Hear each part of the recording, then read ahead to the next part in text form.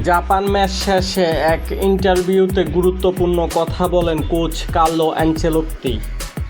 জাপানের বিপক্ষে round of 32 ম্যাচে অত্যন্ত কষ্টসাধ্য জয় পেয়েছিল ব্রাজিল। তবে এই ম্যাচে পিছিয়ে পড়েও আবার গ্যাব্রিয়েল মার্টিনেলির গোলে কামব্যাক করে ব্রাজিল দল। মার্টিনেলির এই গোলটি ম্যাচের একেবারে শেষ পর্যায়ে ব্রাজিল পেয়ে যায় এবং এই গোলের মাধ্যমে ব্রাজিল চলে যায় রাউন্ড অফ 16-এ। কোচ কার্লো অ্যানচেলোত্তি জাপানের ম্যাচটিতে অসাধারণ ভূমিকা রেখেছিলেন।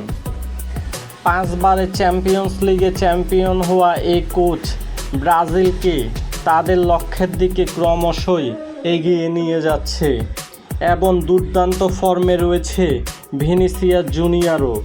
তিনি প্রতিটি ম্যাচেই দলের হয়ে গুরুত্বপূর্ণ রোল প্লে করছেন এবং কার্লো অ্যানচেলোত্তি তার সর্বোচ্চ ব্যবহার করছে।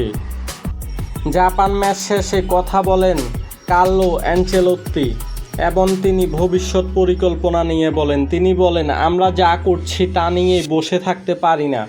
আমরা ভালো কাজ করছি, তবে আমাদের আরও উন্নতি করতে হবে। আমরা নিজেদের সর্বোচ্চ পর্যায়ের ফুটবল খেলতে চাই। এই ছিল আমাদের আজকের ভিডিও।